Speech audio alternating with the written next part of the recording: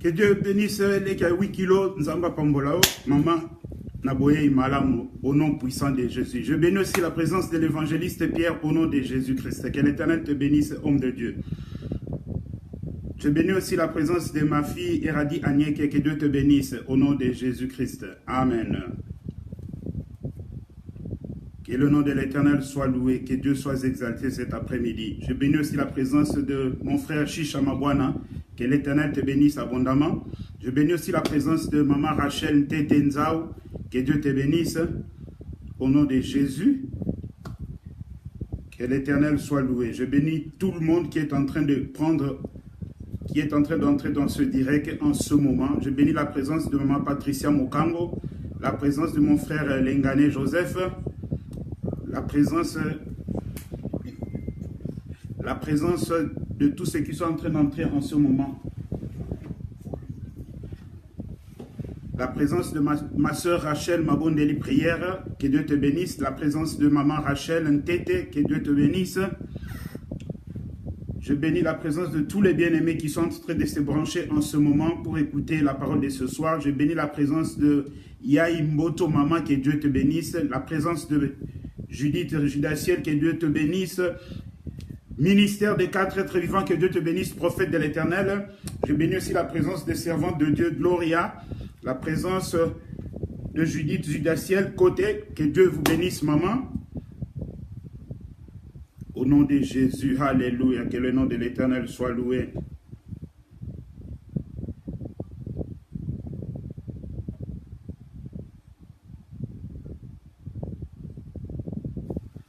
Amen, amen, amen, et que Dieu soit loué parce que notre Dieu est merveilleux, il n'a pas changé, il ne changera jamais. Il est celui qui était, qui est et qui vient. Nous bénissons l'Éternel pour sa présence cet après-midi. Je bénis la présence de maman Mamie, sa co-héritière du Christ. Que l'Éternel te bénisse. Je bénis encore la présence de la servante de Dieu. Amen. Que l'Éternel soit loué. Bien-aimés dans le Seigneur, nous n'allons pas prendre trop de temps. Nous allons entrer, avant d'entrer dans le vif de ce sujet, je bénis la présence de maman Sheila Kanyama, que l'Éternel te bénisse. Amen. Avant d'entrer dans ce sujet, nous allons d'abord prier et recommander ce moment entre les mains de l'Éternel, que le Dieu Tout-Puissant nous assiste en ce moment par rapport à ce que nous allons dire et ce que nous allons faire, que l'Éternel soit loué au nom de Jésus. Prions au nom de Jésus-Christ. Éternel des armées, nous te bénissons et nous te disons merci. Merci encore pour ce moment et pour ce temps merveilleux que tu nous accordes, Seigneur.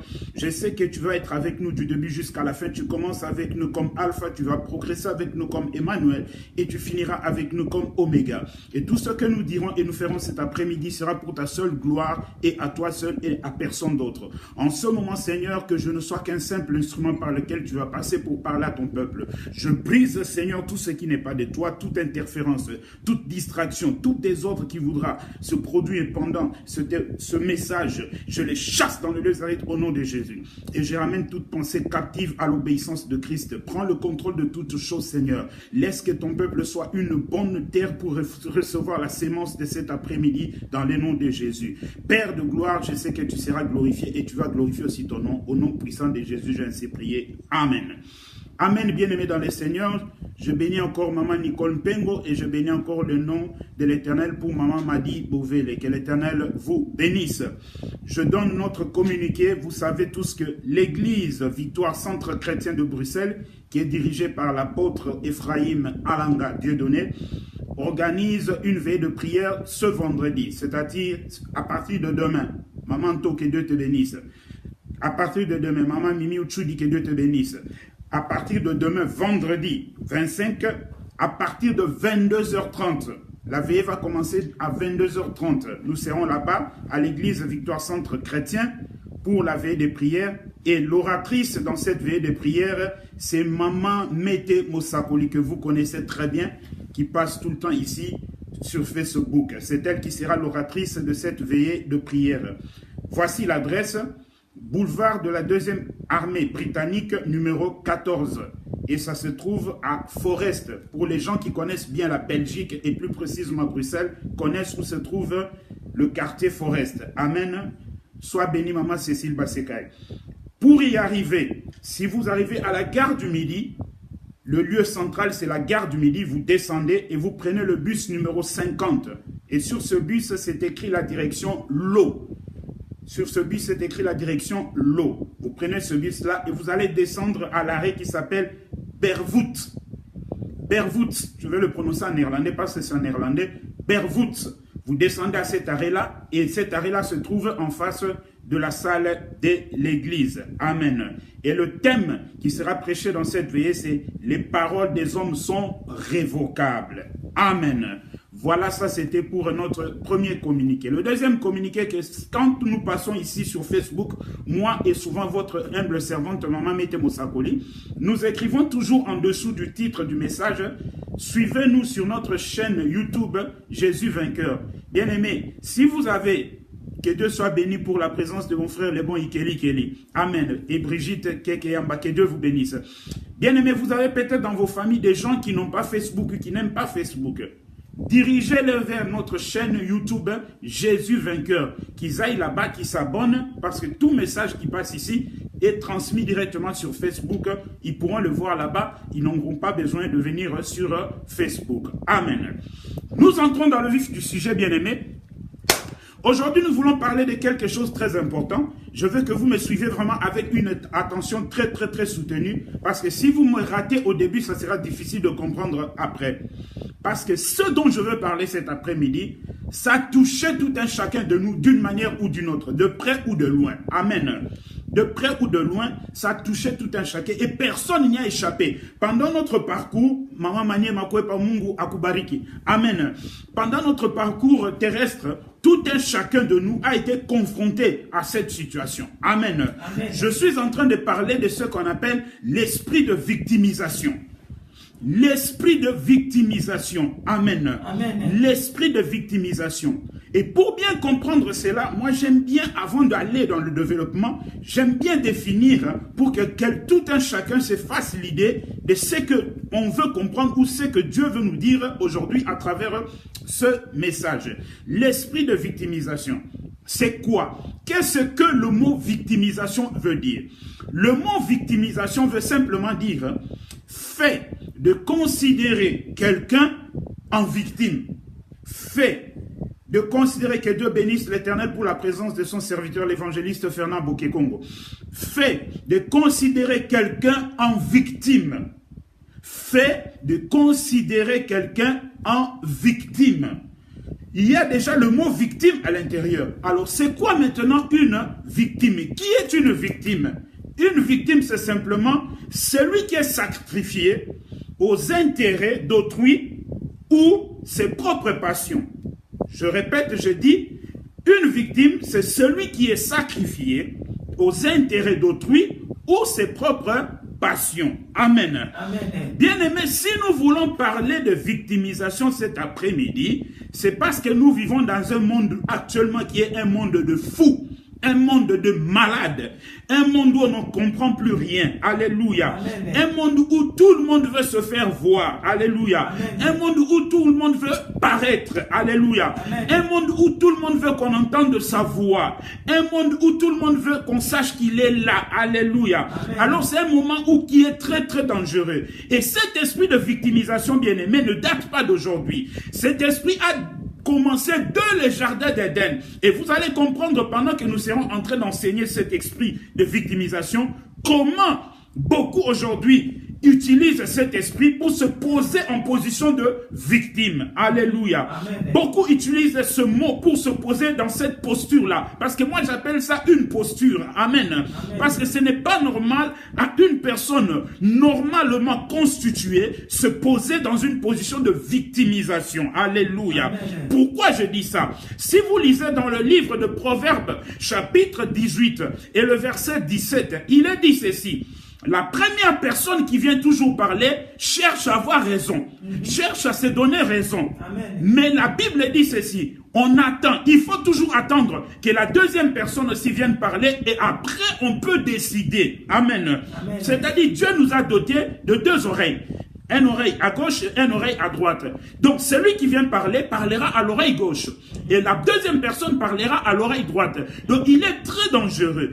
Il n'est pas bon d'écouter simplement d'une seule oreille. Sinon vous aurez des difficultés à comprendre et à vous décider par rapport à ce que vous avez écouté. Alléluia. Amen. Donc il faut écouter tous les deux oreilles. Écoutez d'abord la première personne sans vous décider, sans donner de compte rendu, sans prendre de décision finale. Et ensuite écoutez la deuxième personne. Alléluia. Amen. À ce moment-là, vous pourrez vous positionner par rapport à ce qui est dit. Vous ne verrez jamais quelqu'un qui vient parler d'une histoire qui le concerne par rapport à une autre personne et se mettre en position de tort. La personne qui vient parler la première se met toujours dans une position de victime, dans une position que c'est lui qui a raison, c'est moi qui ai raison, c'est moi qu'on a fait du mal, c'est à moi qu'on a fait du tort, c'est à moi qu'on a causé de la peine. Alléluia. Amen. Ça, c'est tendance à montrer que cet esprit est dans une posture de l'esprit de victimisation. Amen. Amen.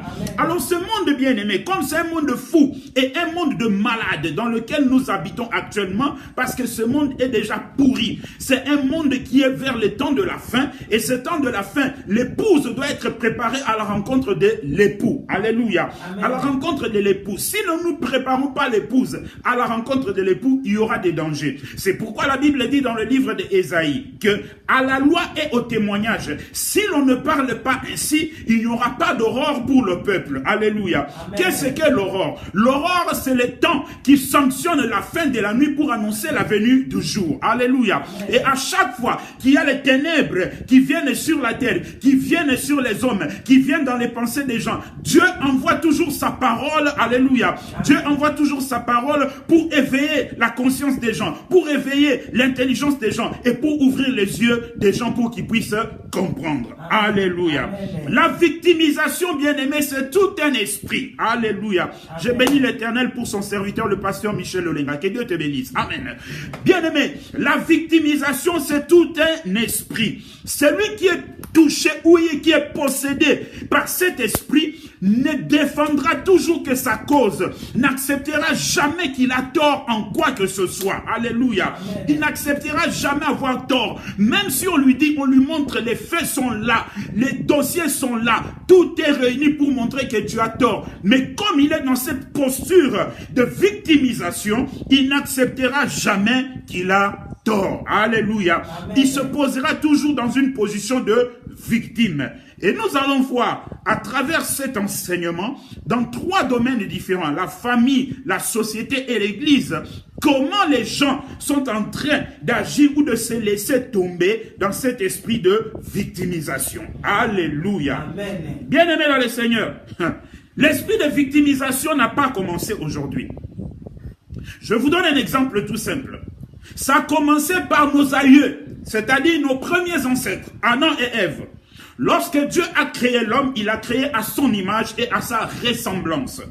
Et la Bible nous dit ceci, dans le livre de Genèse, chaque soir, Dieu descendait dans le jardin pour parler avec l'homme. Alléluia. Amen. Il parlait avec l'homme. Adam était un ami de Dieu. Il conversait avec Dieu. Il voyait Dieu. Il parlait avec lui. Mais la Bible nous dit qu'un jour, Adam et Ève ont désobéi à la parole de Dieu. Entre parenthèses, bien-aimés, la Bible que nous lisons, de Genèse Apocalypse, vous verrez que Dieu est basé sur l'obéissance. Alléluia. Amen. Car dans l'obéissance se trouve la crainte de Dieu. Si vous n'obéissez pas, vous n'allez pas craindre. Alléluia. Amen. Est basé sur l'obéissance. Dieu n'avait pas demandé 1000 choses à Adam et Ève. L'obéissance.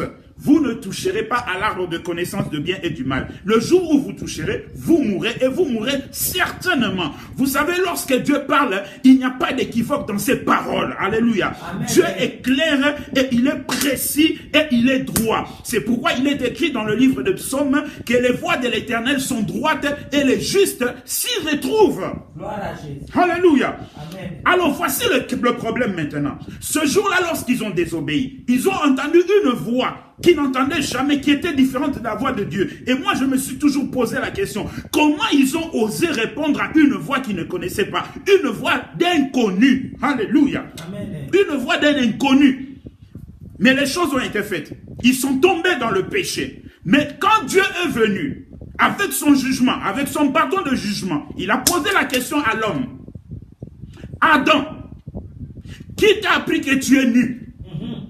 Écoutez cet homme. Au lieu d'accepter que Père ou Dieu, j'ai péché, je suis tombé, j'ai fait des bêtises de ce que tu m'avais interdit de ne pas toucher, j'ai touché. Voici, il se victimise. Il dit, c'est la femme que tu as mise à côté de moi et qui m'a trompé. Alléluia. Amen. Et qui m'a trompé. Dieu se retourne vers la femme. Pourquoi as-tu fait ainsi? Et la femme aussi se victimise. Ce n'est pas moi, c'est le serpent qui m'a trompé. Alléluia. Amen. Alors, fin de compte, personne n'a voulu accepter ses torts. Alors Dieu a fait descendre sa sentence. C'est depuis ce jour-là que l'homme s'est mis dans une posture de victimisation. C'est depuis ce jour-là que l'homme a des difficultés à accepter ses torts. C'est depuis ce jour-là que l'homme a des difficultés à accepter qu'il n'a pas raison. Alléluia. Bien-aimés dans le Seigneur, nous voyons dans la famille notre premier point. Suivez-moi très bien. Je suis dans la famille là. Quand je dis famille, je parle de la famille terrestre d'abord. La famille charnelle, la famille biologique. Je suis dans la famille. Il y a un problème qui s'est posé. Si vous écrivez Genèse chapitre 29.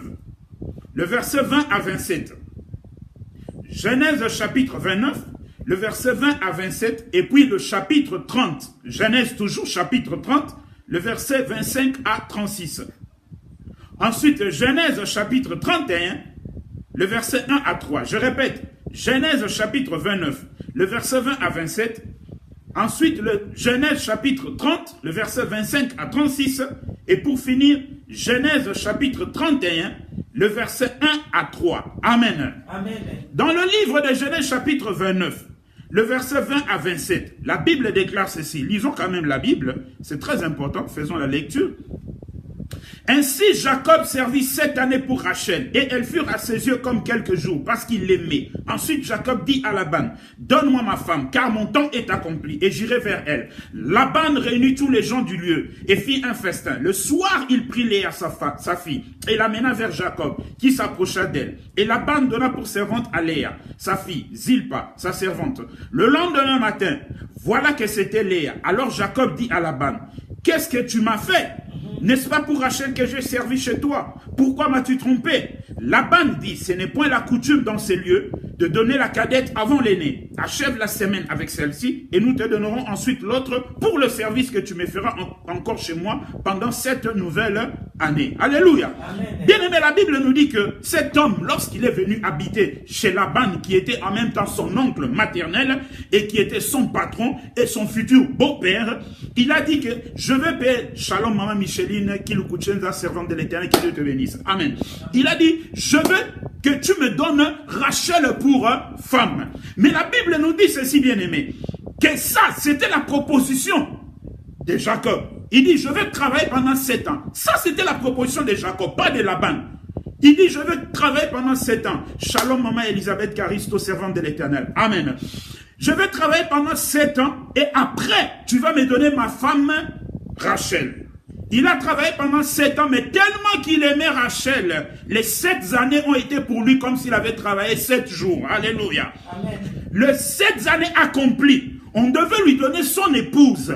Et voilà Laban, un homme rusé, lui a fait saouler et lui a fait entrer dans la chambre le jour de la bénédiction nuptiale. Le jour du lit conjugal doit être inauguré. Et il a fait entrer Léa à la place de Rachel. Et le lendemain, Jacob se rend compte que Laban s'est déjoué de lui. Alors il pose la question à Laban, pourquoi m'as-tu fait ainsi? La réponse de Laban a été claire. Il a dit, ici on ne donne pas la cadette avant l'aîné. Mais pourquoi ne m'as-tu pas mis au courant avant que cela ne se fasse?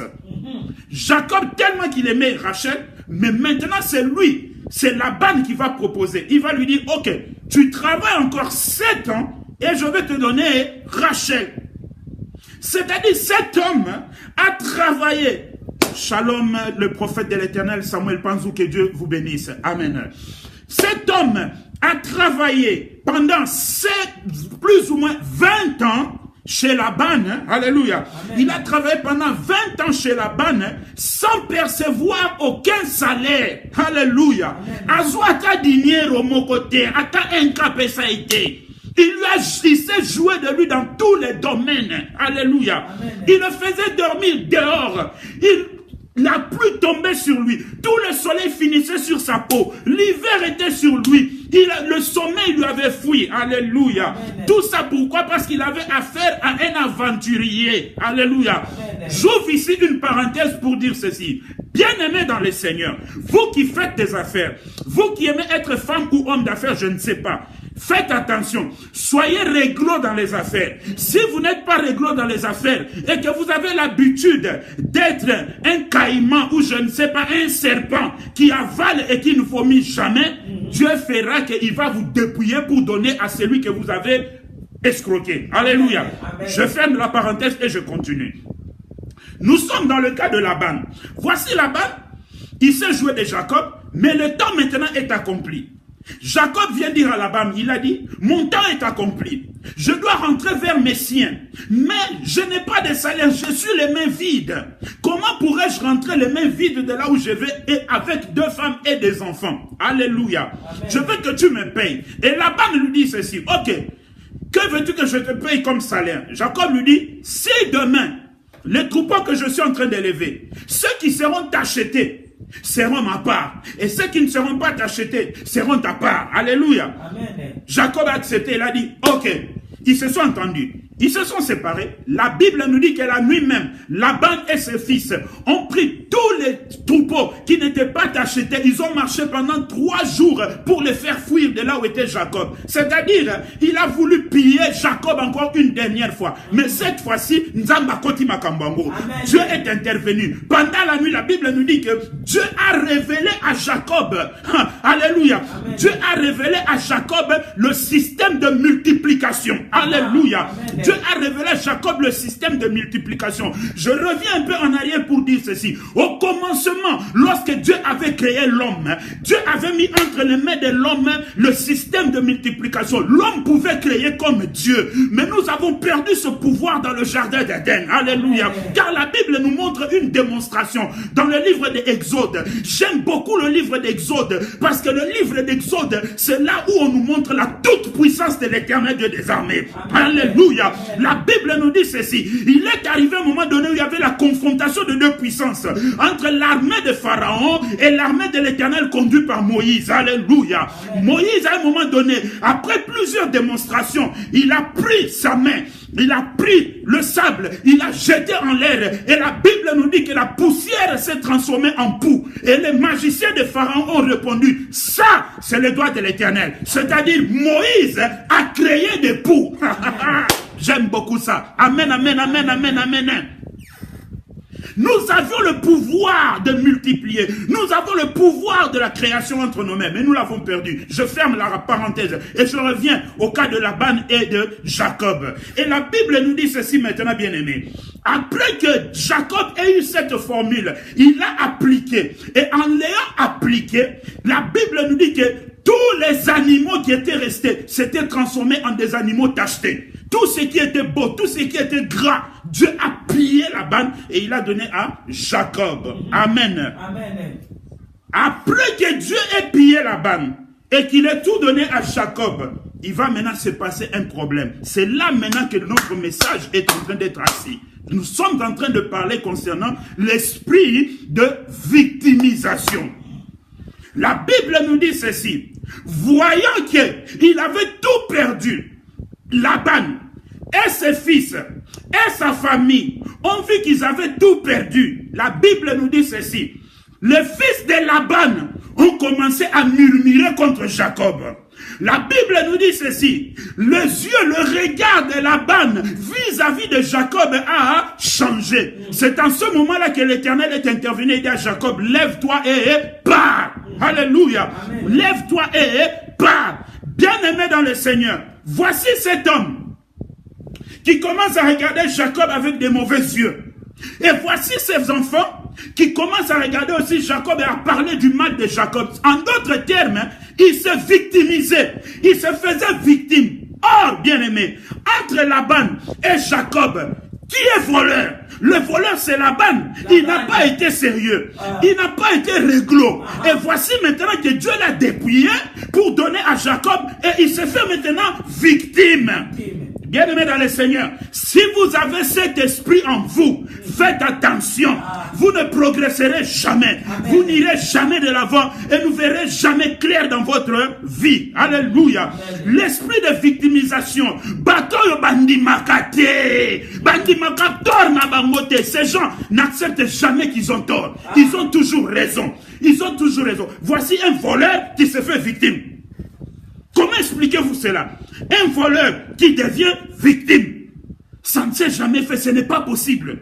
Laban a commencé à regarder Jacob avec des yeux bizarres. En d'autres termes, Jacob m'a dépouillé, Jacob m'a volé. Mais c'était lui le voleur.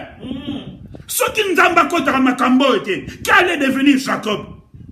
Jacob allait être perdu. Alléluia. Amen. Jacob allait être perdu. Mais Dieu a fait grâce qu'il est intervenu pour sauver le pauvre Jacob devant Laban. Parce que Laban était plus puissant que Jacob dans tous les domaines. Alléluia. Et la Bible nous le dit plus tard. La Bible nous dit que quand le temps, Laban a vu que Jacob avait quitté en catastrophe chez lui, il a pris la décision de le poursuivre pour aller l'anéantir. Mais Dieu est intervenu en songe vers Laban la nuit en lui disant, tu ne parleras en Jacob ni en bien ni en mal. Alléluia. Et quand Laban a rencontré Jacob, il va lui dire ceci. Je voulais te faire du mal car ma main est assez puissante pour te faire du mal. Mais ton Dieu est intervenu pour m'empêcher de faire cela. Alléluia. Pourquoi lui faire du mal? C'est pourquoi la Bible dit ceci. Lorsque Dieu approuve les voies d'une personne, il dispose même favorablement à son égard ses ennemis. Alléluia. Bien-aimé dans le Seigneur, je continue. Laban s'est fait victime dans des choses où lui-même a été voleur. Un voleur qui se fait victime, ça ne s'est jamais vu. Ça ne s'est jamais vu. C'est ce que nous voyons dans les familles aujourd'hui. Je donne un deuxième exemple, avant maintenant d'ouvrir bien dans vos cœurs par rapport à nos familles. Il y a une personne qui s'appelait Ésaü, qui avait son frère qui s'appelait Jacob. Le même Jacob, avec son frère Ésaü. Qu'est-ce qui s'est-il passé? La Bible nous dit que un jour, Ésaü revenait de la brousse où il venait de chasser et il a trouvé Jacob en train de préparer le potage. Mais Jacob n'était pas assis là par hasard. Jacob était un grand stratège. Alléluia. Amen. Jacob était un grand stratège. Mais je veux vous faire une parenthèse, une liaison pour que vous compreniez très bien ce que je suis en train de dire. Alléluia. Amen. La Bible nous dit ceci. Avant même qu'il naisse, parce que le combat de Jacob et Ésaü n'a pas commencé sur la terre des vivants. Ce combat a commencé dans le ventre de leur mère. Alléluia. Amen. Mais il y en a un qui est né avant l'autre. Il n'y a pas de problème. Il est sorti le premier, il n'y a pas de problème. C'est l'aîné. Mais Jacob, la Bible nous dit ceci. Il était toujours à côté de sa mère. Ésaü était attaché à son père. Le père d'Ésaü, qui est Isaac, représente l'image de Dieu. Et Rebecca, qui est l'image de la mère, représente Jésus. Mais voici Jacob était toujours attaché à Rebecca. Ésaü est attaché toujours à Dieu. Alors maintenant, le temps était venu où Isaac devait bénir Ésaü. Mais la Bible nous dit que Rebecca a entendu les paroles d'Isaac disant à Ésaü, va me chercher du gibier, prépare comme j'aime et donne-moi à manger. Erreur. L'erreur d'Ésaü, c'était quoi? Il s'est attaché à Isaac qui était l'image de Dieu. Bien aimé, on ne peut pas s'attacher à Dieu si on ne passe par Jésus. Jacob avait compris cela. Il était attaché à Rebecca qui était l'image de Jésus, qui connaissait le cœur de Dieu, qui connaissait ce que Dieu veut, qui connaissait ce qu'elle peut faire avec Dieu. Seul Jésus connaît le cœur de Dieu. Seul Jésus peut nous faire paraître devant Dieu. Seul Jésus peut intervenir pour nous devant Dieu. Amen. C'est pourquoi sa mère disait toujours à Jacob, ne te précipite pas. Yo vandanga na matiti wana, lelo vandele kusen wana, lelo akolia soupe wana, koboto le bokonza. Alléluia. Même si ce n'est pas écrit, c'est pour vous faire comprendre. Alléluia. Amen. Maintenant qu'il a pris le droit d'aînesse, là où il était assis, il a dit, donne-moi le potage, je vais manger. Il a dit, avant que je te donne le potage, comme c'est un grand stratège, donne-moi ton droit d'aînesse. Voici Ésaïe, un ignorant. Il dit, qu'est-ce que je vais faire avec mon droit d'aînesse? Bientôt je vais mourir. Prends-le, mais donne-moi le potage. En prenant le potage et en mangeant, en disant que prends-le, moi je deviens ton petit frère. Ésaü croyait que c'était de la blague. Mais ils ne savaient pas que spirituellement, les rôles ont été inversés automatiquement. Amen. Alléluia. Amen. Parce que c'est le spirituel qui dirige le physique. Alléluia. Les rôles ont été inversés. Et nous savons comment ils ont déjoué Isaac pour qu'il bénisse Jacob. Voilà maintenant Ésaü qui revient de la brousse. Après qu'il ait attrapé du troupeau pour que son père le bénisse. Quand il va arriver, il dit à son père, papa bénis-moi. Son père lui dit, qui es-tu? Il dit, je suis Ésaü ton fils. Il a dit, mais qui est venu avant toi que j'ai béni? Ésaü a mis les mains sur la tête et il a commencé à pleurer. Ah, pourquoi il m'a fait ça? C'est parce qu'il s'appelle Jacob, parce que Jacob signifie trompeur. C'est parce qu'il s'appelle Jacob qui m'a encore déjoué, il m'a trompé une seconde fois. Voici un ignorant qui a joué avec son droit d'aînesse. Alléluia. Un ignorant Ésaü qui a joué avec son droit d'aînesse. Un ignorant Ésaü qui a joué avec l'onction de Dieu. Et maintenant, il se met en posture de victime. La victimisation. Il lui-même a cédé son droit d'aînesse et maintenant il se fait victime. Mais entre Ésaü et Jacob, qui a été ignorant? C'est lui-même Ésaü. Il a cédé son droit d'aînesse. Et que voulez-vous que Jacob fasse? Maintenant il se met dans la posture de victimisation. En d'autres termes, petit Alekelinga, Alekeliote, et toi-même, tu as cédé ton droit d'aînesse. Alors maintenant, je me tourne vers tout un chacun qui me suit maintenant. Vous savez, dans les familles, il arrive que il y a le grand frère Wana, Yaya Wana. Ce grand frère-là, il n'a pas cherché à réussir dans la vie. Il regarde simplement le petit frère. Vous savez, dans les familles, il y a ce qu'on appelle l'esprit Akiyaya. Ngavier, ce qui n'a pas zuité, n'a pas bongité, ba petit, ba ko bongate. Lokuta. Soko bongate talio. Alléluia. Et l'obité que yo soko bongité, ba petit, ba bongate. Non. Chacun, Dieu a envoyé sur la terre avec son étoile, avec ses bénédictions que Dieu a réservées. Alléluia. Amen. Maintenant, le grand frère là, comme il n'a pas réussi dans la vie, comme il a fait des aventures dans sa vie, il courait derrière les jeunes filles gauche-droite, ne sachant pas que l'âge est en train d'avancer. Et maintenant, quand il va voir les petits frères évoluer, les petits frères commencent à faire des affaires, sont devenus de grandes personnes dans la vie, le grand frère se met dans la posture maintenant de l'esprit de victimisation, en disant que, oh non, c'est moi qui ai tout fait pour ce petit-là, maintenant il est dans une bonne position, il ne me regarde pas. Lokuta, tu mens. Alléluia. Amen. Ça, c'est l'esprit de victimisation. On dit, bato baswarate na basara na vie. Barana langage mo baloba. Oh, mwana mbali sona na kufite ko sekaite. Te, et comme on attend mon langage on est simbara souté. Alléluia. Il arrive à un moment donné où ce mot-là, ce terme-là ne marche plus. Amen. Amen. L'esprit de victimisation. Ces genres de personnes n'acceptent jamais qu'ils ont tort. Ces genres de personnes n'acceptent jamais, alléluia, n'acceptent jamais qu'ils sont à côté de la plaque. Ces genres de personnes n'acceptent jamais qu'ils sont passés à côté de leur destinée. Mais maintenant, ils se victimisent. Comme ce fut le cas d'Ésaü, comme ce fut le cas de Laban. Alléluia. Dans la famille bien-aimée, ayez le courage, ayez la force de reconnaître quand vous avez tort. Amen. Ayez la force et le courage d'accepter que vous avez échoué. Ayez la force et le courage d'accepter que vous avez fait des bêtises. Ayez le courage et la force d'accepter que moi-même je suis le démon où je ne sais pas de ma propre vie. Alléluia. Amen. Vous savez, il n'y a qu'une seule personne. Il n'y a qu'un seul être qui est capable d'empêcher Dieu d'agir dans la vie de quelqu'un, c'est l'homme lui-même. C'est personne d'autre, c'est vous-même. Vous-même êtes capable d'empêcher Dieu d'agir dans votre vie. Alléluia. Amen. Et vous verrez ces gens-là qui se mettent toujours dans une posture de victimisation. Oh moi, oh moi, oh moi. Nous avons tous des familles. Au moins, la sœur n'a qu'à ta famille. Elle était tellement belle, Dieu l'a créée comme elle est belle là, comme elle est là. Mais il y a des prétendants qui sont venus pour l'épouser. Tellement elle croit en sa beauté, elle est en train de jouer avec les hommes. Elle se retrouve maintenant avec 4 enfants. Et l'âge avancé. Maintenant, quand les petites sœurs commencent à se marier, oh, ces petites sœurs-là, depuis qu'ils ont commencé à se marier, ne me respectent plus, ils sont devenus orgueilleuses devant moi. Non, non, non. Tu te mets dans une posture de victimisation. Tu étais dans une position où tu devais te marier, mais tu as fait foi en ta beauté, croyant que ça allait continuer ainsi. Tu avais oublié que la beauté n'est qu'une fleur et la grâce est trompeuse. Alléluia. Amen. L'esprit de victimisation. De même aussi, dans la famille, c'est lui qui a la possibilité de faire du bien aux autres. Et tu ne le fais pas. Et quand les temps arriveront où tu n'auras plus la possibilité de faire du bien, tu vas commencer à te mettre dans une position de victimisation. Oh, depuis que je n'ai plus rien, on ne me respecte plus dans la famille. Mais tu n'avais rien fait pour les autres. Alléluia. Tu n'avais rien fait pour les autres. Hein? Ces gens-là, on les appelle en français les pleurnichards. Bateau, il est là, les gars. Alléluia. L'esprit de victimisation.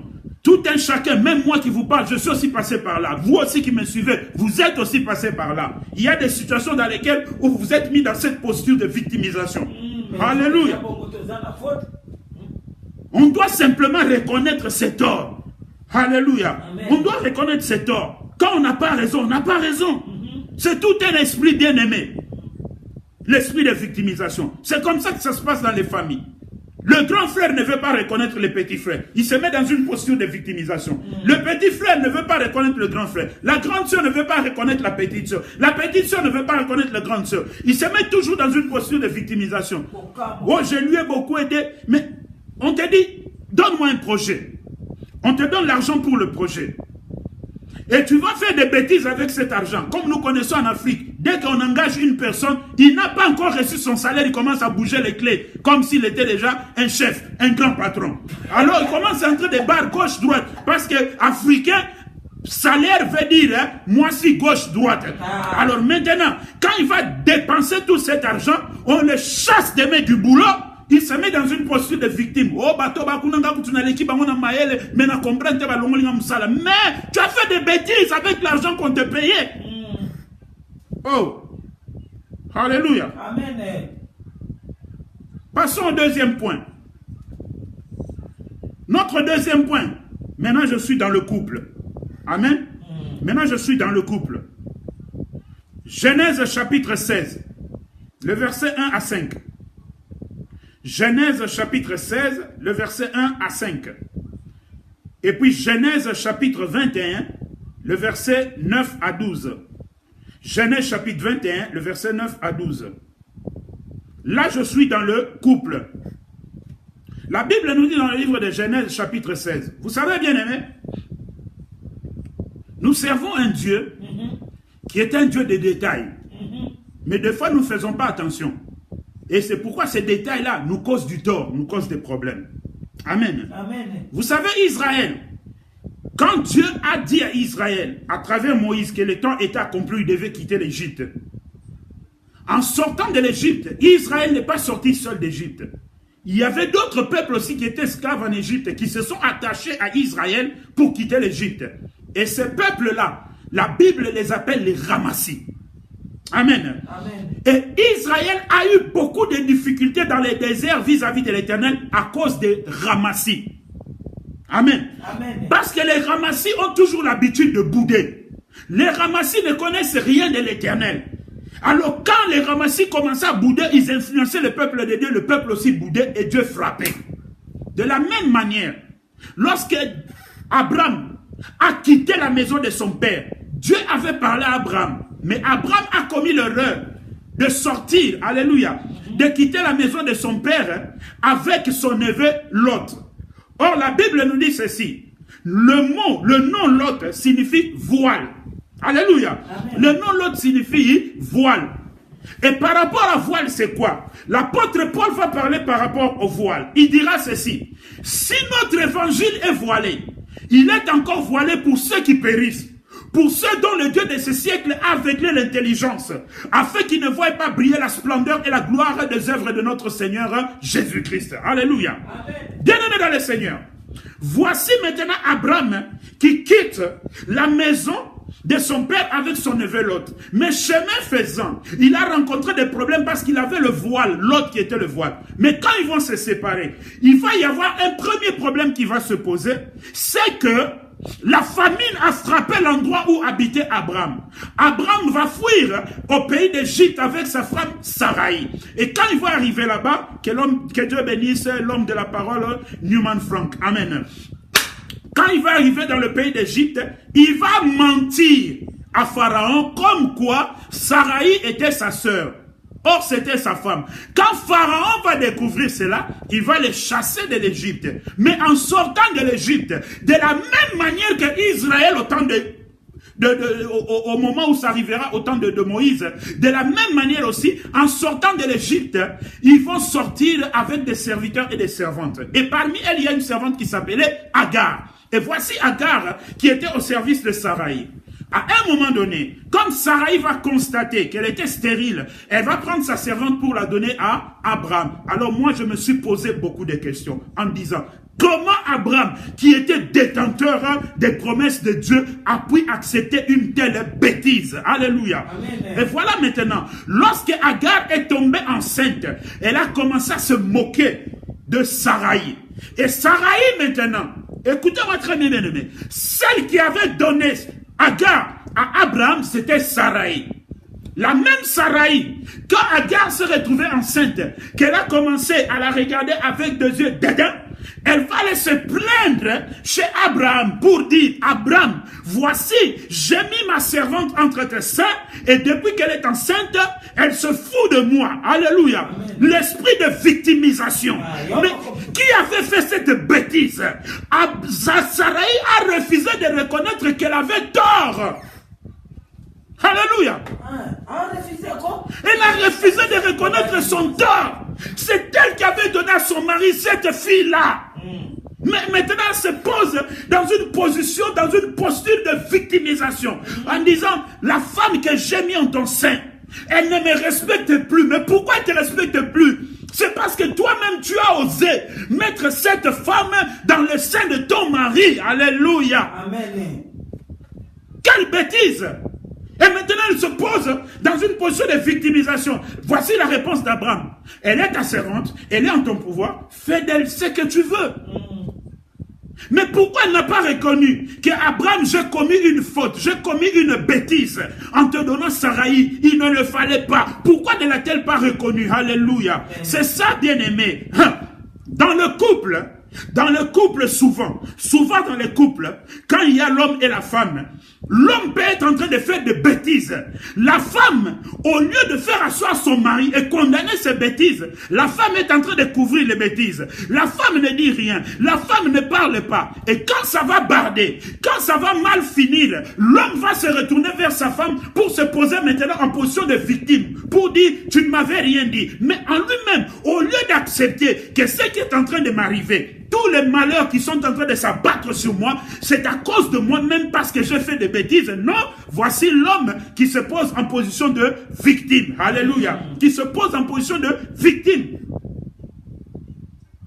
Et la Bible nous dit dans Genèse chapitre 21, verset 9 à 12. Un jour, Sarai a regardé Ismaël et il va dire à Abraham, cet enfant et sa mère, chasse-les. Abraham a voulu tourner. Vous vous imaginez votre femme qui vous dit de chasser votre propre fils. Sa femme, ça va encore. Sa deuxième femme, ou je ne sais pas, sa concubine, ça va encore. Mais son propre fils. Abraham a voulu résister. Dieu intervient. Il dit à Abraham, accorde à Sarai tout ce qu'elle va te demander. Ce que vous avez cherché, vous l'avez récolté. Ce que l'homme sème, il le récolte. Alléluia.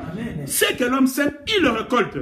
Vous savez, quand vous faites des bêtises, ne croyez pas que Dieu va participer à vos bêtises. Dieu n'effacera jamais les bêtises que vous faites. Qu'on ne vous trompe pas. C'est faux et archi faux. Dieu n'efface jamais les bêtises de l'homme. Dieu laisse à l'homme de payer les conséquences de ses bêtises. La Bible dit qu'il est un Dieu 3 fois saint. Mais moi, je l'appelle plus que 3 fois saint. Alléluia. Et voici maintenant Sarai qui se pose en position de victime. En d'autres termes, qui t'a venu de donner ce mari? Le mari était tien, mais pourquoi tu lui as donné? Alléluia. Au lieu de reconnaître cet homme, il n'a pas reconnu. Et aujourd'hui, nous savons ce qui se passe entre les Palestiniens et les Israéliens. À cause de qui? À cause de Sarai. Position de victimisation toujours. Mais quand est-ce que l'homme acceptera qu'il a tort? L'homme a des difficultés à accepter qu'il a tort. L'homme a des difficultés à accepter qu'il a commis des bêtises. Alléluia. L'homme, oh moto, oh ekelamu somo nengenini. Toujours des justifications. L'homme aime se justifier. L'homme aime se justifier. Hein? Vous avez raison, maman aimée. Copé sa tête. Yayo. Alléluia. Yes. Alléluia. Bien-aimé dans le Seigneur, ce qui est à toi est à toi. Ce qui est à toi est à toi. Sarai, le mari, était sien. Mais voilà qu'elle fait la bêtise de donner à une autre femme. Elle a récolté ce qu'elle avait semé. Et maintenant, elle se met dans une posture de victimisation. Au lieu de te repentir, tu te mets toujours dans une posture de victimisation. Alléluia. Au lieu de refuser certaines choses que ton mari fait, ton mari est un serviteur de Dieu, mais tu le vois faire des bêtises à la maison. Tu le vois courir derrière les petites filles qui passent à gauche-droite. Tu le vois consommer de l'alcool. Au lieu d'aller voir les anciens dans l'église ou le pasteur de l'église pour lui dire que voici ce que fait mon mari, comme ça on va le suspendre. Toi tu acceptes ça, tu laisses seulement ton mari garder sa position de serviteur de Dieu dans l'église. Et quand le malheur va s'abattre dans votre maison, vous vous mettez maintenant dans une position de posture. Regardez comment l'homme est mauvais. Je vous donne un petit témoignage. Il y avait un serviteur, alléluia, il y avait un serviteur, un évangéliste, qui s'est moqué de l'église. Il couchait avec des filles gauche-droite, sa femme même ne savait pas. Sa femme même ne le savait pas. Et voici ce jour-là, le pasteur a découvert cela, il a chassé de l'église. En les chassant de l'église, il a commencé à parler gauche-droite, oh là-bas on ne m'aime pas, vous savez, il s'est victimisé, il s'est mis dans une posture de victime. Bien-aimé dans le Seigneur, 2 semaines après, la colère de l'Éternel s'est abattue sur cet homme. Il était gravement malade. Il a consulté toutes sortes de médecins. Tout l'argent, tout le compte en banque était KO. Fini, pas, plus rien. Alors sa femme va lui mettre assis. Il va dire, assieds-toi. Sa femme prend le courage et dit, assieds-toi. Tu as consulté tout. Tu es allé partout, gauche, droite.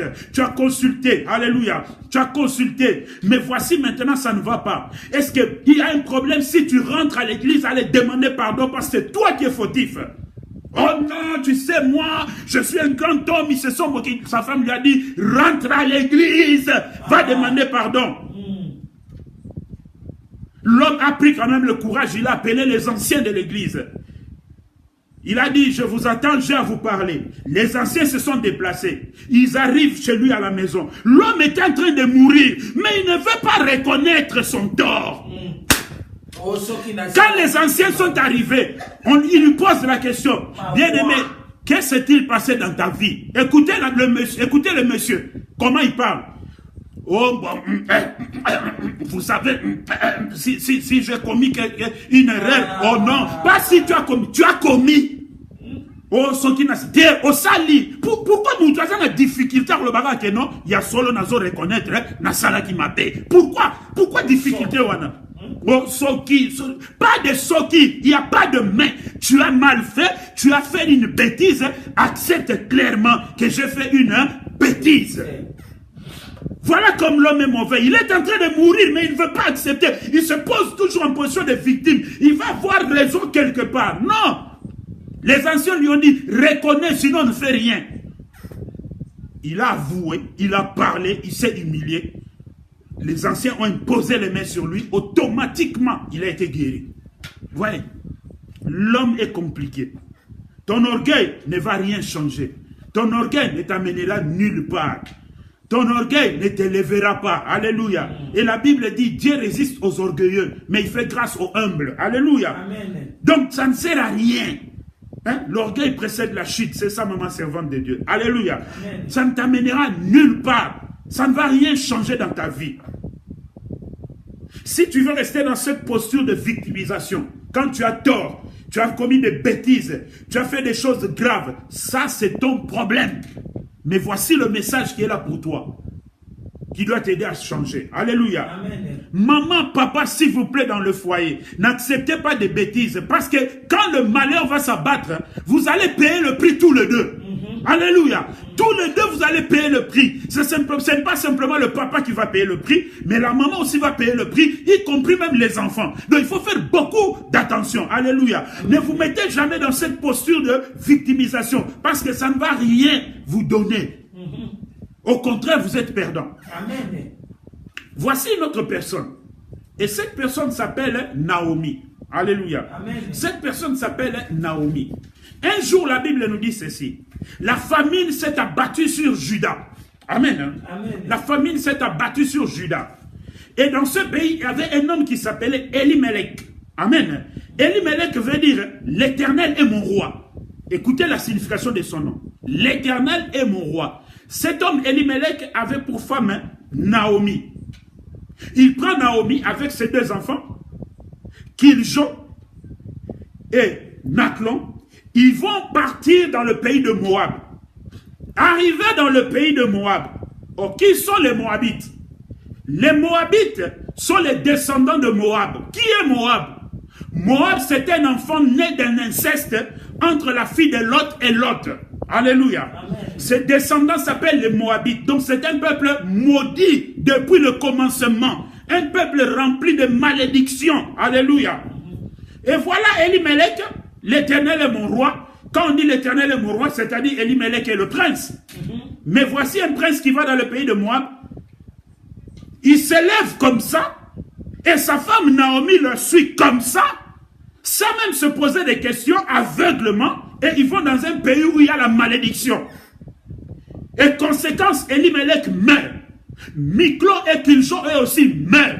Mais Dieu a fait de garder exprès Naomi en vie. Alléluia. Amen. Ce n'était pas un hasard, parce que chez Dieu, il n'y a pas d'hasard. Bien-aimé dans le Seigneur. Voici maintenant, quand Elimelech est mort, Naomi a compris qu'elle s'est retrouvée dans une position difficile et que Dieu avait visité son peuple, qu'elle doit retourner vers son peuple. Voici Naomi va revenir vers son peuple. Je ne touche pas le cas de Ruth, parce que ce n'est pas mon message. Je parle simplement de Naomi. Je ne parle pas avec qui elle est revenue. Moi, je me tiens simplement à Naomi. Voici Naomi qui rentre vers les siens. Quand elle va entrer dans la ville, les gens étaient étonnés. Est-ce bien la Naomi? C'est-à-dire, la Naomi qui était partie et la Naomi qui revient étaient deux personnes différentes. Alléluia. Alléluia. Les gens ont commencé à dire, Naomi, qu'est-ce qui s'est passé dans ta vie? Écoutez la réponse de Naomi. Naomi va répondre aux gens, ne m'appelez plus Naomi, mais appelez-moi Mara. Mara qui veut dire, l'Éternel m'a rendu la vie amère. Alléluia. Mais c'est bizarre. Naomi se pose en position de victime. Elle se victimise. En d'autres termes, c'est Dieu qui lui a causé du tort. C'est Dieu qui lui a fait du mal. C'est Dieu qui a tué son mari et c'est Dieu qui a tué ses deux enfants. Bien-aimé, est-ce que c'est Dieu qui avait dit à Elimelech de prendre sa famille et d'aller dans le pays de Moab? Non. Mais voici Naomi, au lieu de reconnaître simplement que j'ai suivi aveuglement mon mari et maintenant voici la conséquence de cette suivi aveuglement, je suis rentré les mains vides, sans mari et sans enfant. Alléluia. Amen. Maman, je vous donne un conseil. N'acceptez pas de suivre vos maris aveuglement. Examinez toute proposition que vos maris vous disent. Même s'il est le maître, le chef de la maison, comme la Bible le dit, quand il décide de quelque chose, ayez le courage d'examiner la chose. Ayez le courage de comprendre le contenu. Alléluia. Parce que les hommes ont souvent l'habitude de présenter le contenant. Mais ils cachent le contenu. Nous avons le contenant et le contenu. Le contenu, c'est ce qu'il y a à l'intérieur. Mais les hommes ont souvent l'habitude de présenter le contenu et en cachant le contenant. Alléluia. Amen. Voilà maintenant. Examinez si ça va ou ça ne va pas. Si c'est bon ou ce n'est pas bon. Parce que vous allez payer le prix quand ça va barder. Vous allez payer le prix. Vous allez tous pleurer. Alléluia. Vous allez tous pleurer. Yes. Voilà.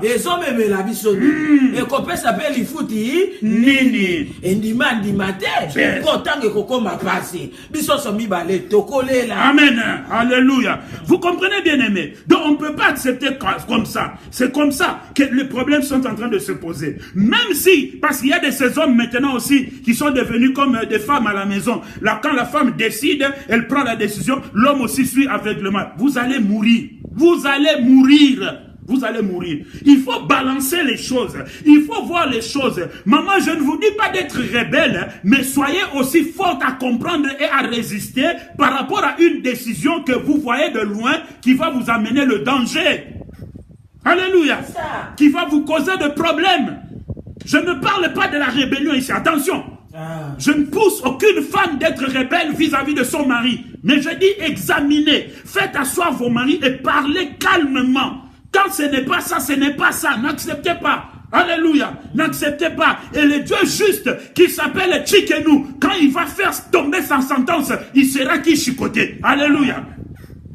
Parce que tôt ou tard, la chicote viendra. Moi, je dis toujours ceci. Le péché, même quand il semble servir, il finit toujours par tuer. Alléluia. Il finit toujours par tuer. Ananias et Saphira, personne n'a aidé l'autre. Et ils sont morts. Alléluia.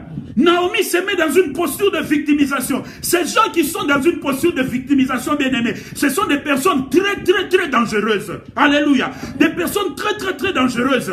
Parce qu'ils n'accepteront jamais qu'ils ont tort. Ils se mettent toujours dans une position d'avoir raison. Ils veulent toujours qu'on le plaigne, qu'on pleure sur leur sort. Pendant qu'eux-mêmes sont la conséquence de ce qui est en train de leur arriver. Amen. Alléluia. Amen. Elimelech a quitté lui-même le pays. Il est parti dans un autre pays. Il est mort là-bas.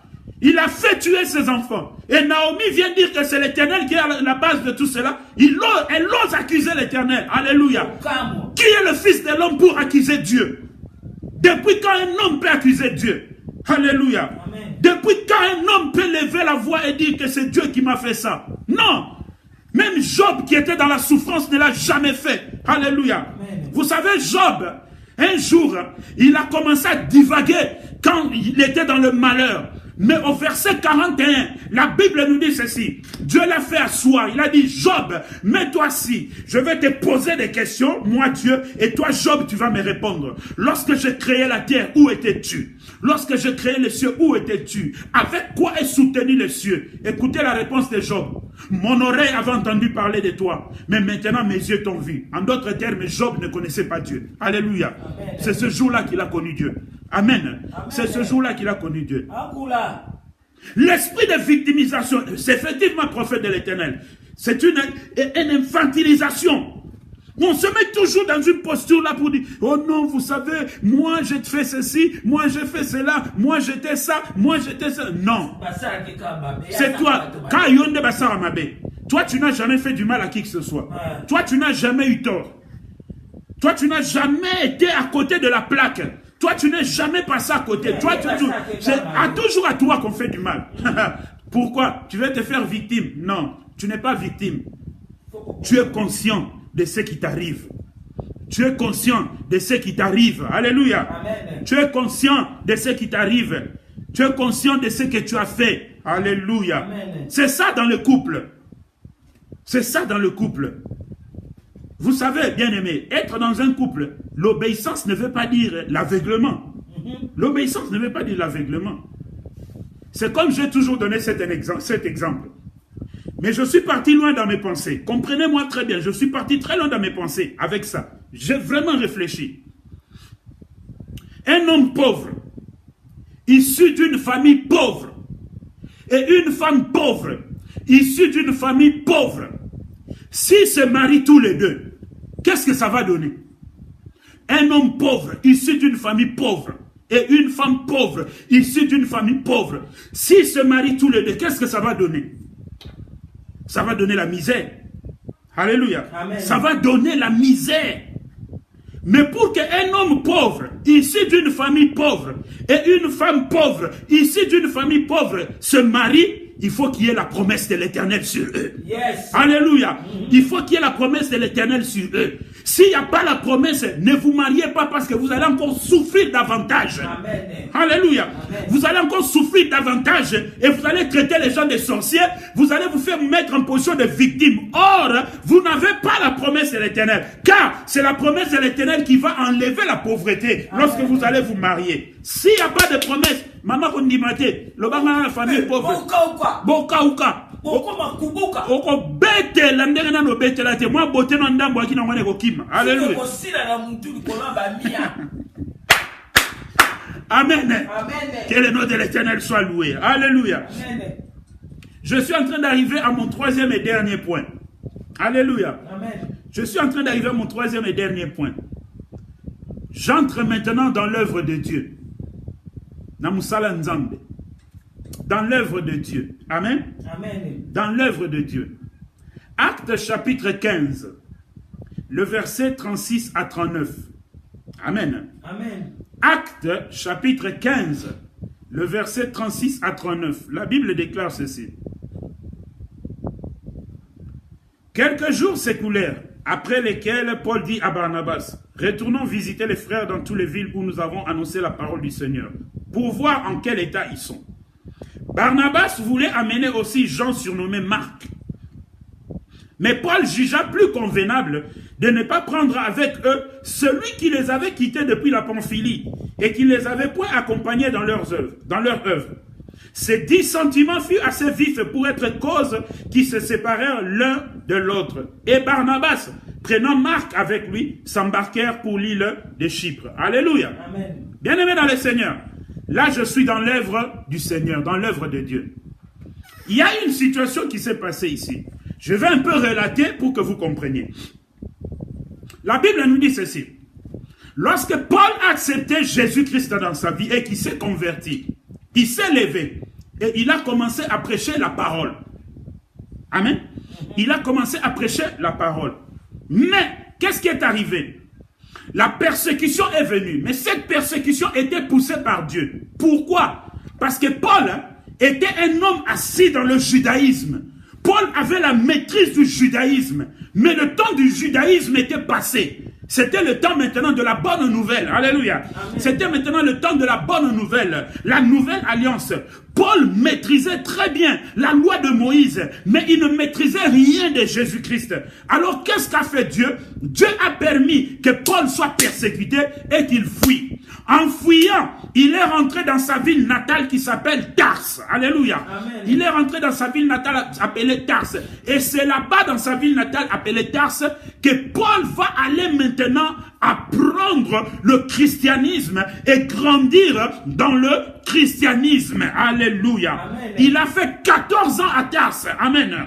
Et voici que lorsque Dieu a parlé, lorsque Jésus avait parlé, il avait dit ceci. Allez et faites de toutes les nations mes disciples.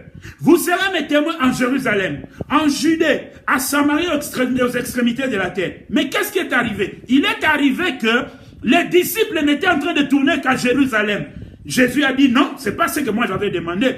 Dieu a permis d'envoyer la persécution à travers Hérode. Quand la persécution est venue, les disciples se sont dispersés. Et il y a eu un groupe qui a fui vers la ville qu'on appelle Antioche. Arrivé à Antioche, ils ont bougé la ville d'Antioche.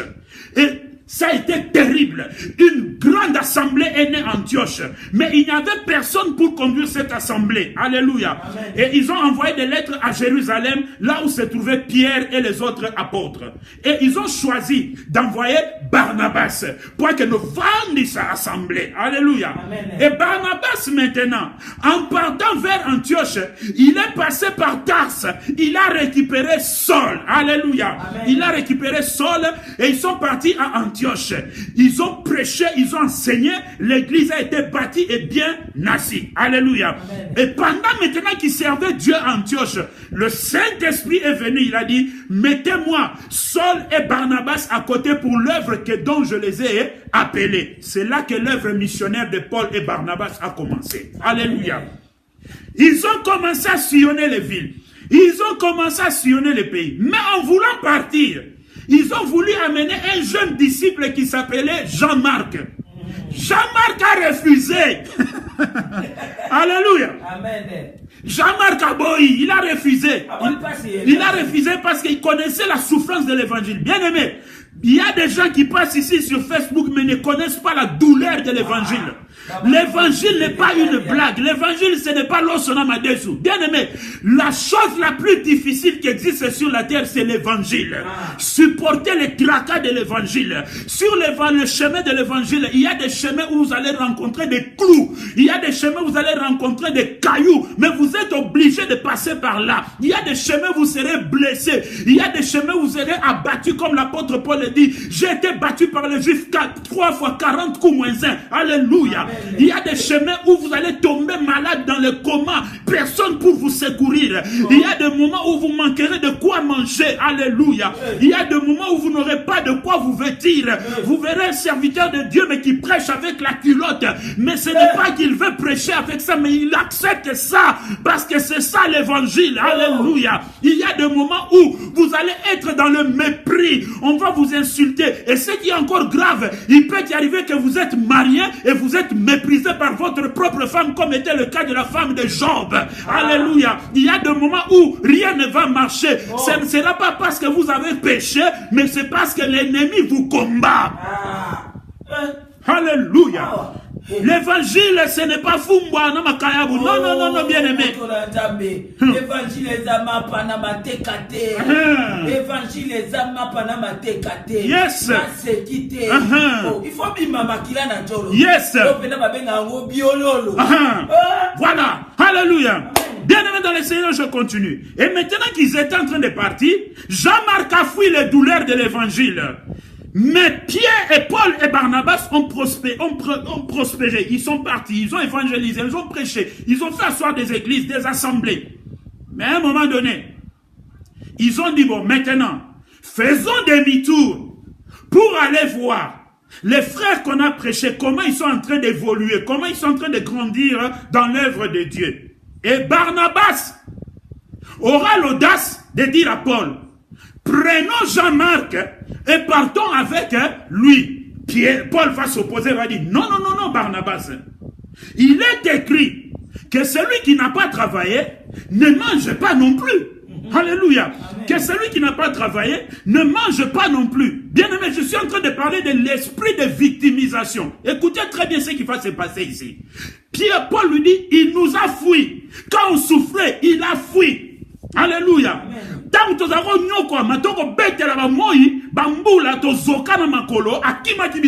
il nous a fui. Et maintenant, il veut récolter les fruits. Pas question. Et la Bible nous dit qu'entre Paul et Barnabas, c'est ça bardé et chauffé. Il a dit, mais comment tu ne veux pas? Il a dit, il n'était pas avec nous, il ne viendra pas avec nous. Ce n'est pas écrit dans la Bible, mais je vous transporte la pensée de Barnabas. Voici ce que Barnabas disait à Paul. Paul, tu sais que si tu es ici à Antioche, c'était grâce à moi. C'est moi qui suis parti te chercher à Tarse. Je t'ai sorti à Tarse où tu as fait 14 ans. C'est moi qui t'ai amené ici pour que tu sois là. Aujourd'hui, tu es apôtre, c'est grâce à moi. Alléluia. C'est grâce à moi. Et voilà comment tu me remercies maintenant. Je suis ton aîné dans la foi. Tu ne veux pas me respecter. Barnabas s'est mis dans une posture de victimisation. Il n'a pas voulu comprendre qu'il avait tort sur ce point-là. Alléluia. Amen. Bien-aimés dans le Seigneur, écoutez, non seulement dans l'œuvre de Dieu, mais aussi dans le ministère.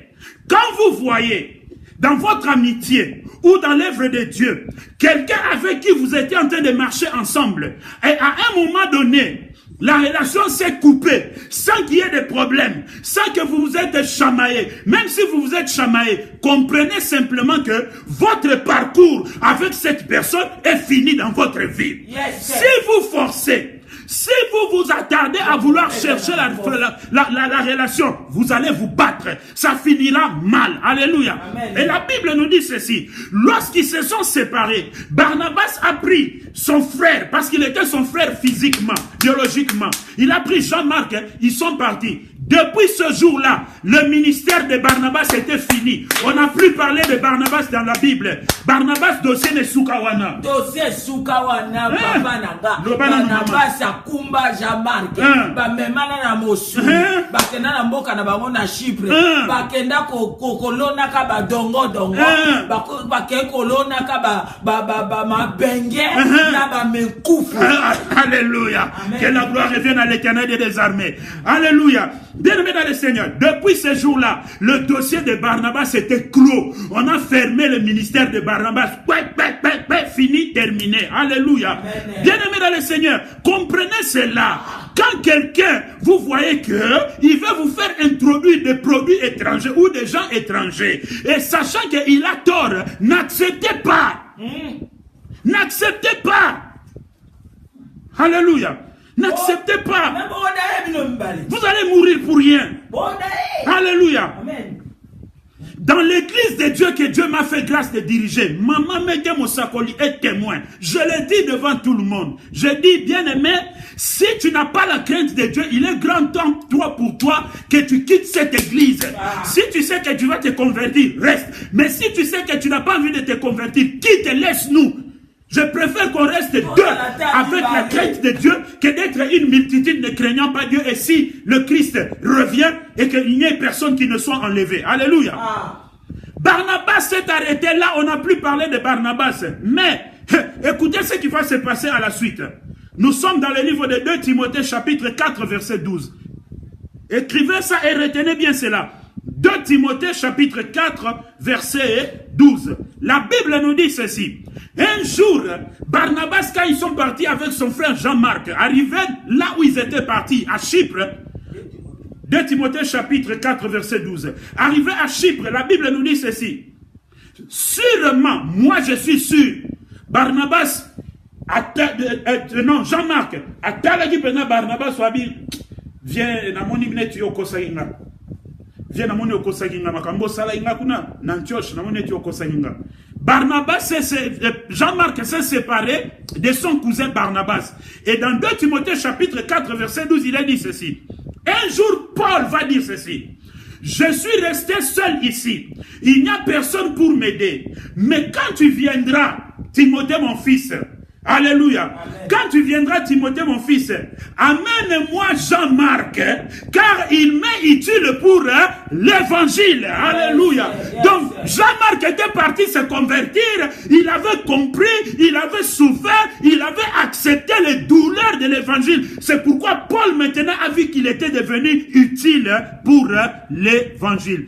L'esprit de victimisation. Dans l'église, nous avons cela. Pasteur Pamelaye. Tu as commis une bêtise.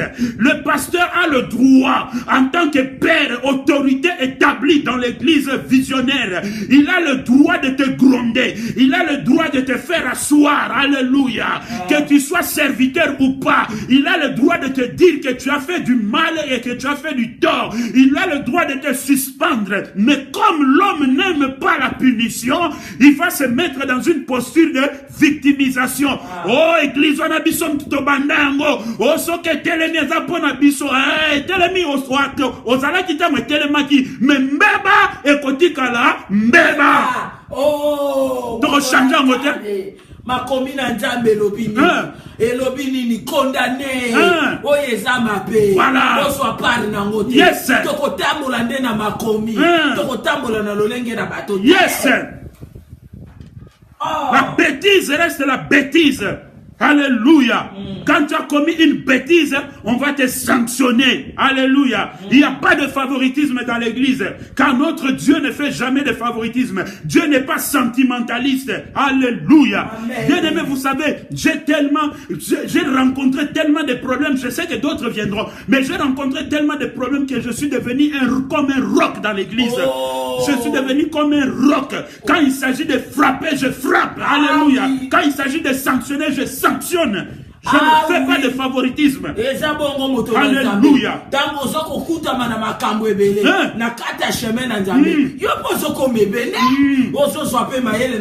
Yes. C'est ça. Voilà. zoba koma kamayele. Tout à fait. Likolo ya buzobo ya voilà. Amen, maman. Zamba pambolo, maman, mettez mon sabot. Alléluia. Bien-aimé dans le Seigneur, c'est ça. Donc, dans l'église, quand tu as commis une bêtise, on a le droit de te sanctionner. Même s'il s'agit de te chasser, on doit te chasser de l'église. Parce que tout le monde ne peut pas périr à cause d'une seule personne. Mais ces gens-là, lorsqu'on va les chasser, moi ce qui m'étonne, quand on chasse quelqu'un de l'église, il ne dit jamais qu'il avait fait une bêtise. Il va commencer à passer dans les médias gauche-droite pour se victimiser. Se mettre dans une posture de victimisation. Ah! Alléluia! Oh bisom tout sala oh songam tuna longwa ki na mona ki déjà ba makambo ezala ki biete ke ba bengani yo likola ba bêtise na yo longwa yo. Tu ne veux pas accepter, mais tu te mets dans une posture de victimisation. L'esprit de victimisation travaille beaucoup dans le temps de la fin parmi les fils de la perdition. Alléluia. Jésus-Christ a dit ceci. Alléluia. Jésus-Christ a dit ceci. Le prince de ce monde est en train de venir. Mais il n'y a rien de lui en moi. Ah oui. Il n'y a rien de lui en moi. Vous vous mettez dans cette posture de victimisation. Pourquoi? Parce que vous ne voulez pas accepter vos torts.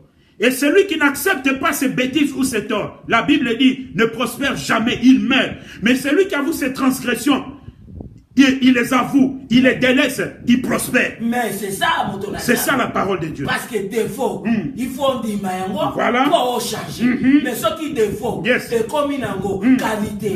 Et puis c'est pas si maman. Jamais. Comprenez bien aimé, l'esprit de victimisation. Dans la famille, je l'ai dit, il y a des gens qui se mettent dans une posture de victimisation. Il a joué avec sa vie.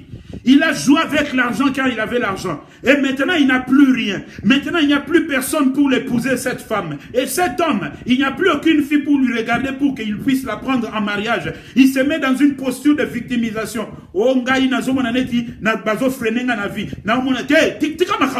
Alléluia. Laisse les temps tranquilles. Laisse les oncles tranquilles. Alléluia. Tu es responsable de tes propres malheurs. Amen. Parce que tu te mets dans une posture de victimisation, mais tu es responsable de tes propres malheurs. Oui, c'est toi-même qui te mets dans cette position. Accepte ce qui est en train d'arriver. Alléluia. Surtout dans les familles. Il y a beaucoup de personnes qui se mettent dans cette posture de victimisation. Ils ne veulent pas reconnaître leurs bêtises. Mais ils se disent, moi, ça m'arrive parce qu'il y a ceci ou parce qu'il y a cela. Non, non, non, non, non. Tu es toi-même le commencement et la fin de ton histoire. Amen. Alléluia. Tu es toi-même le commencement et la fin de ton histoire. Comme je l'avais dit ici, oh, moi, en bas, on a confité, c'est caractère. Et comme on a bamboula mogo, et simbara souté. Et simbara nango souté phrase one. Amen. Et simbara souté. Vous verrez quelqu'un qui a aujourd'hui 65 ans et qui va prendre ici en Europe une maison à crédit. À 65 ans, aujourd'hui nous en avons un crédit.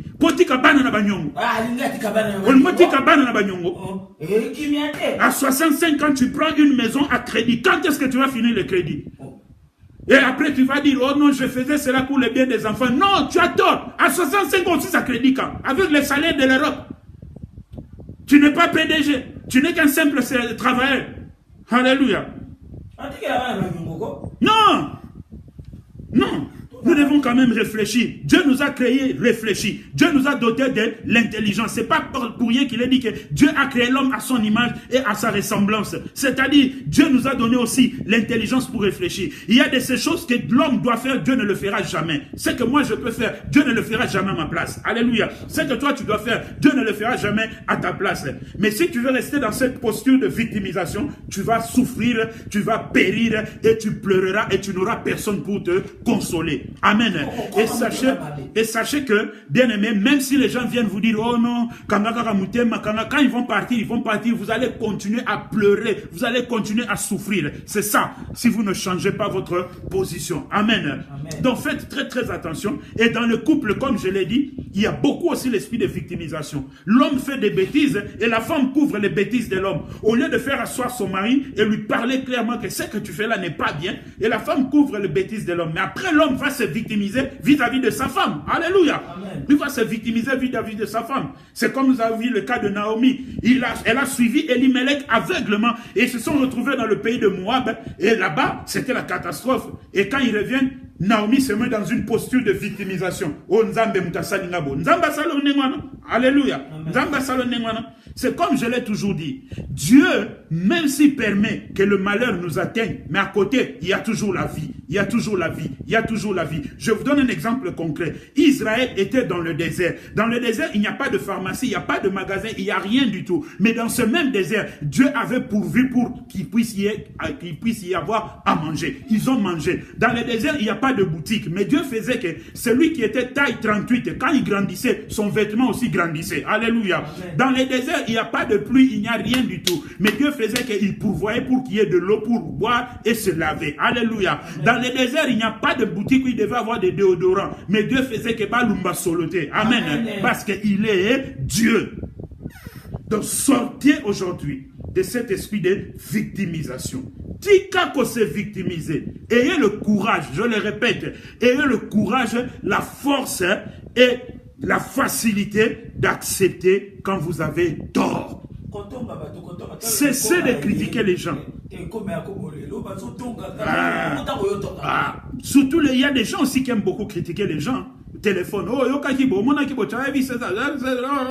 Mais attends, toi qui fais ça, Dieu permettra aussi qu'on te le fasse en retour. Et quand on va te le faire en retour, tu vas commencer à dire, oh, je ne comprends pas. Mais lorsque toi tu le faisais, tu ne disais rien. Maintenant, tu te mets dans une position de victimisation. Non, tu as tort.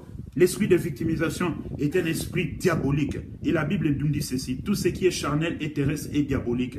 Nous devons cesser avec cet esprit de victimisation. Et j'ose croire que tout un chacun a reçu sa part à travers cet enseignement. Que chacun va sortir. Parce que je l'ai dit, à commencer par moi-même. Moi aussi, je suis passé par là. Il y a eu des moments dans ma vie où je me suis mis un peu dans une posture de victimisation. Mais j'ai vu que ça ne m'avait que coûté du tort et des dégâts. Et je me suis ressaisi. Et je sais que toi aussi qui me suis, tu es aussi passé par là. Et peut-être maintenant je parle, tu es dans cette posture-là. Mais tu dois changer. Quand tu as tort, tu as tort. Quand tu as raison, tu as raison. Alléluia. Amen. Le Dieu que nous servons ne va jamais chez quiconque a tort. Le Dieu que nous servons s'appelle Jéhovah Tchikenu, l'Éternel ma justice. Et la Bible nous dit que la base de son trône, c'est la justice et l'équité. C'est un Dieu sincère et c'est un Dieu franc qui tranche avec sévérité, qui donne raison à qui a raison et qui donne tort à qui a tort. Que l'Éternel vous bénisse abondamment à travers cet enseignement et que Dieu accepte de bénir sa parole et que tout un chacun qui a suivi en ce moment reçoive sa part. Alléluia. Amen. Reçoive sa part. Ne soyez pas simplement aptes à écouter, mais ce qui est mieux et meilleur, c'est de mettre en pratique ce que vous venez d'entendre. Et cela sera bien et sera favorable pour vous. Parce que je vous ai présenté le miroir. Ce que je vous ai présenté là, c'est un miroir. Et vous savez, dans un miroir, quand on regarde, on se voit soi-même. Vous pouvez tromper les gens, mais vous ne vous tromperez pas vous-même. Le miroir est là devant vous. Le miroir, c'est la parole de Dieu. Et cette parole vous a fait montrer qui vous êtes, comment vous vous victimisez. Pendant que vous n'êtes pas victime, vous êtes en tort et vous commettez des bêtises. Alléluia. Amen. Que le nom de l'Éternel soit loué. Nous allons prier et dire merci à Dieu pour ce temps merveilleux que Dieu nous a accordé, ce moment que nous avons passé ensemble dans sa présence et à travers sa parole. Que l'Éternel soit loué au nom de Jésus. Prions. Seigneur, je te dis merci encore pour cette parole. Bénis tous les bien-aimés qui nous ont suivis en ce moment, Seigneur, et que tu fasses que tout un chacun qui a suivi reçoive sa part, que tout un chacun qui a suivi change sa façon de se comporter, de comprendre quand il a tort et quand il a raison, il a raison. Que nous sortions de cette posture de victimisation, mais que nous comprenions que ce n'est pas pour notre avantage, mais c'est pour notre désavantage. Que ton nom soit loué, que ton nom soit exalté. Dans le nom de Jésus-Christ, j'ai ainsi prié. Amen, amen et amen. Bien-aimés, je répète encore ce communiqué. Demain, à l'église Victoire Centre Chrétien à Bruxelles, dirigée par l'apôtre Ephraim Alanga Dieudonné. Alléluia. Nous avons une veillée de prière animée par la servante de Dieu, Maman Mete Moussakoli, à partir de 22h30. Vous êtes le bienvenu, surtout vous qui êtes à Bruxelles ou en Belgique, à partir de 22h30. L'adresse, c'est le boulevard de la 2e armée britannique, numéro 14, à Forest. Ceux qui sont en Belgique connaissent le quartier Forest. Si vous arrivez à la gare du Midi, c'est là, le central. À la gare du Midi, vous prenez le bus numéro 50, écrit direction l'eau. Vous prenez ce bus-là et vous descendez à l'arrêt Bervoets. Vous descendez à l'arrêt Bervoets. Ça ne fait que 10 minutes de la gare jusqu'à la salle. Et l'arrêt du bus, c'est en face de la salle de l'église. Le thème de cette veillée, c'est les paroles des hommes sont révocables.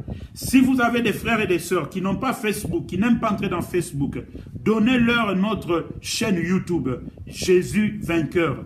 Qu'ils aillent là-bas sur YouTube, qui tapent Jésus Vainqueur, qui s'inscrivent, qui s'abonnent, comme ça chaque vidéo qui passe sur Facebook est transmise là-bas et ils auront cela, ils pourront regarder sur YouTube s'ils ne veulent pas Facebook. Amen. Amen. Que le nom de l'Éternel soit loué. Je bénis l'Éternel pour les serviteurs de Dieu qui ont été avec nous aujourd'hui. Que l'Éternel vous bénisse. Maman Ok, que Dieu te bénisse, servante de Dieu. Maman Elisabeth Caristo, pasteur, que Dieu te bénisse. Maman évangéliste Jeannette Makuiza, que Dieu te bénisse. Maman évangéliste Micheline Kilou, que Dieu te bénisse. Servante de Dieu, maman Louisiana Moutombo, que Dieu te bénisse. Le prophète de l'Éternel, Issasso, que Dieu te bénisse. Servante de Dieu, maman Mirance Mayala, que Dieu te bénisse. Servante de Dieu, maman Cécile Mbongos, que Dieu te bénisse. Servante de Dieu, maman Gloria, que Dieu te bénisse. Et le pasteur Michel Olenga, que Dieu te bénisse.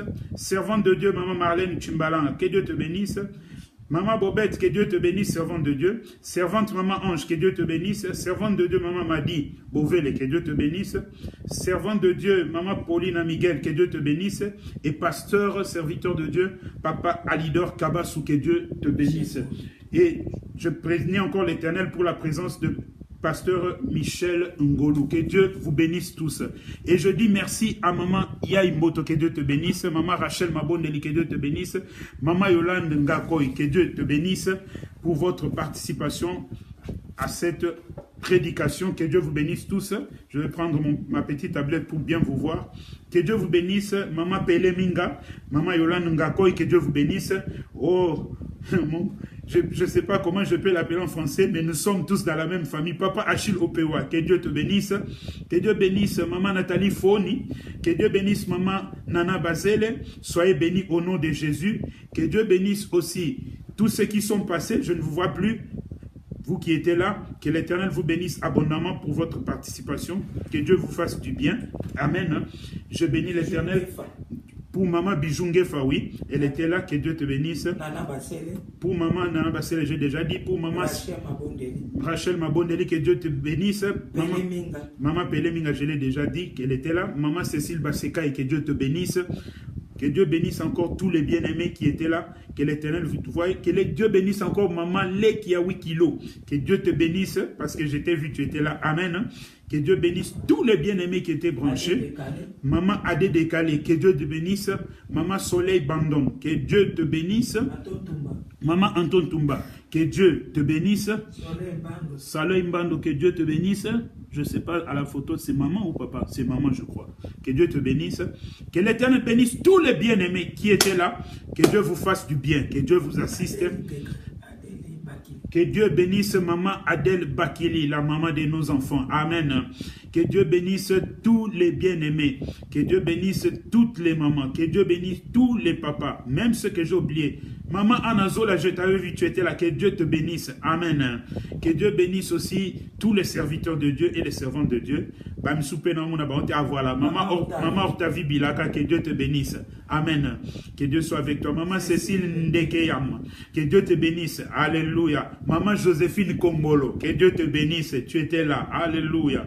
Que Dieu te bénisse abondamment. Que vous tous qui étiez branchés, que Dieu vous bénisse et que la gloire revienne à notre Seigneur Jésus-Christ. Fuyez l'esprit de victimisation. Que Dieu vous bénisse et si Dieu nous fait grâce et il nous garde en vie, nous nous rencontrerons prochainement. Mais moi je suis rare, c'est vraiment Maman Mete Moussakoli qui a la place ici. Moi je ne fais que 2 fois la remplacer. Amen. Que la gloire revienne à l'Éternel et à la prochaine fois. Que Dieu bénisse Maman Honorine Ngwama. Que Dieu vous bénisse. Au revoir. Au revoir. Amen.